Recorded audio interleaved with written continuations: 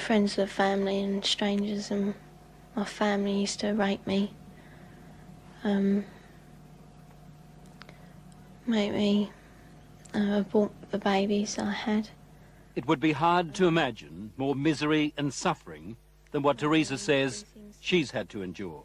Then us kids would be made to do things with the adults and the animals, and then a sacrifice would happen. The sacrifice, were these animal sacrifices? Animals and people. On what scale do you think this was happening? Enormous, far beyond what we've ever heard of here before. Theresa's mother, Bridget.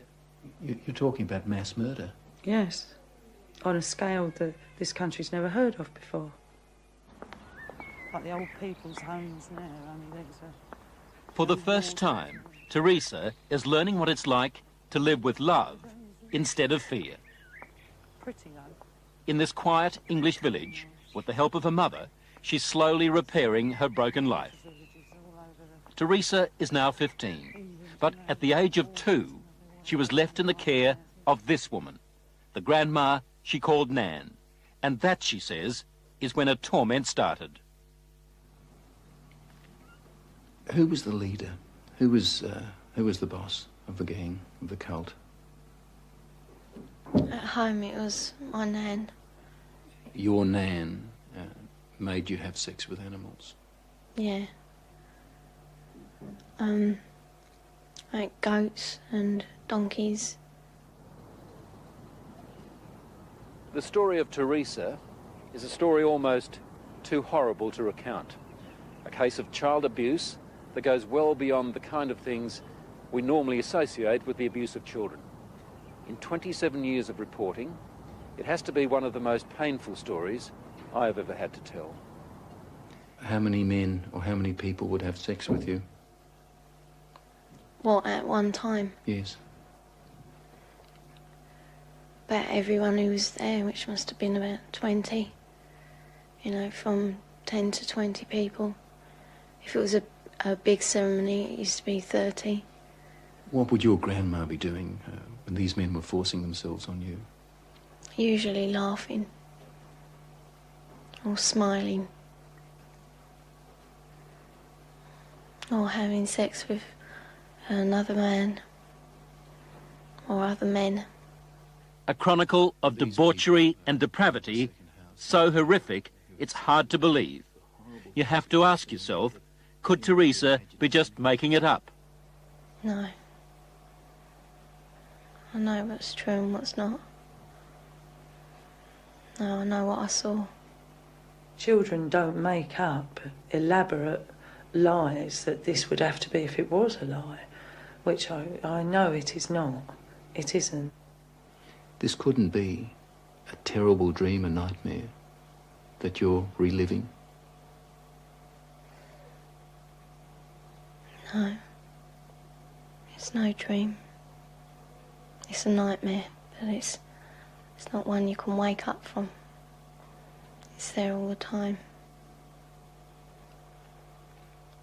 This really happened, you're quite sure of that? Yeah. The police don't think Theresa made up a story.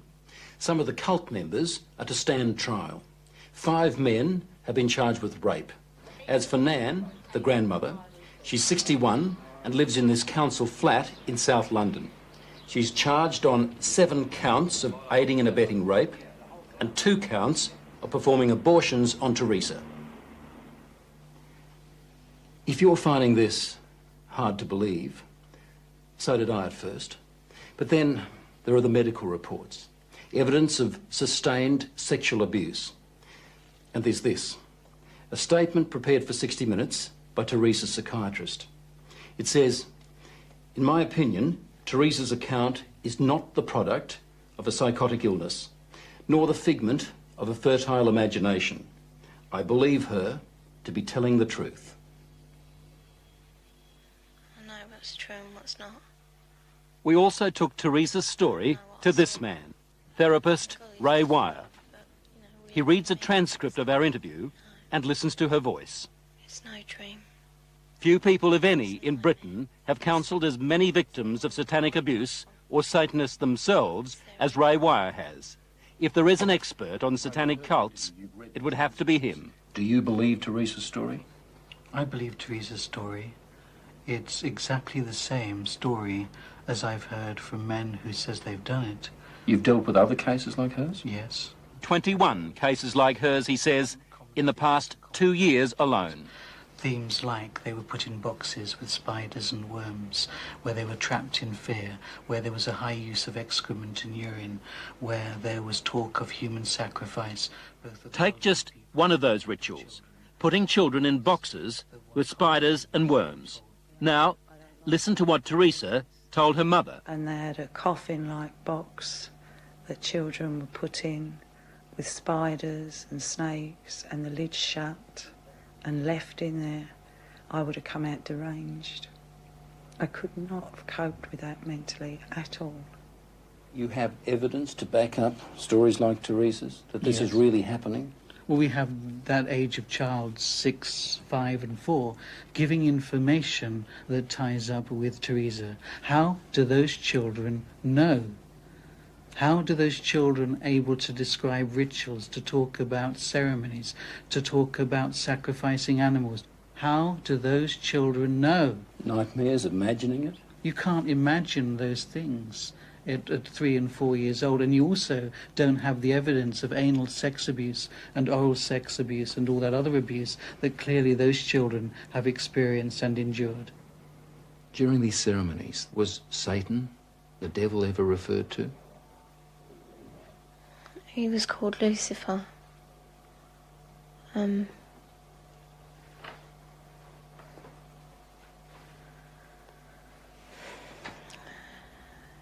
What did they say about the devil, about Lucifer? That killing the people made him happy. Sacrifices to please the devil. According to Theresa, the worst rituals took place at a house somewhere in the country. It was big, you know, expensive. From the front it looked like a castle. You know, it had a long drive and big double wooden doors. Do you think they were rich people then? Very rich.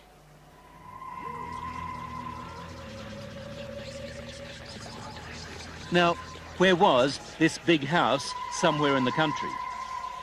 Theresa says she can't take the police there because the Satanists made sure she'd never know how to find it. Theresa was always drugged, or on a couple of occasions she says she was knocked out, so that she never fully knew the route. There was a tramp who was brought in once, you know, and he was killed. He was cut from his throat down to his stomach, and they ate him, or bits of him. They killed a man at a ceremony? Yeah. In front of you? Yeah, in front of all of us. Did the tramp, did this man fight back?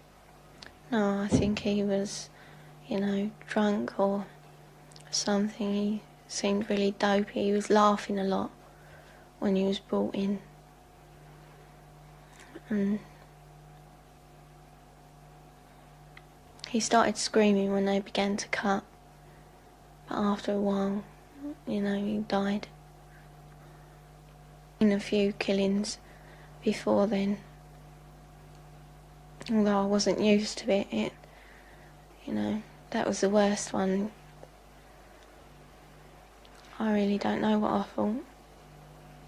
I suppose I thought, thank God it's not me. Let me get this right now. Are you saying that you saw more than one person killed in that house? Yeah. I've seen loads of babies killed there, just newborn babies, or aborted ones which were only small. You know, 4-year-olds. Any age, really. Did they ever say they might kill you? They threatened to kill my little girl, who, when I left, was still at the house. A friend? Huh? What little girl? My little girl, Alex. She's about 4 now. You mean you had a child? Yeah. How old were you when you had that child? 11.